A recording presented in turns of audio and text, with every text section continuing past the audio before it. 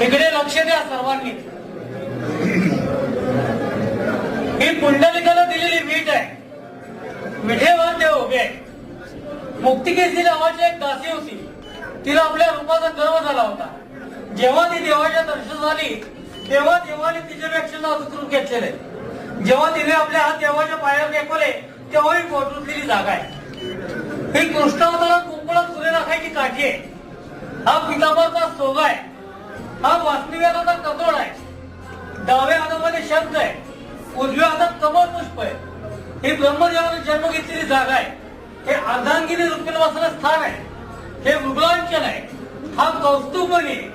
हे मकराकांत कुंडल आहे आणि शिवाकाळ मस्तक आहे.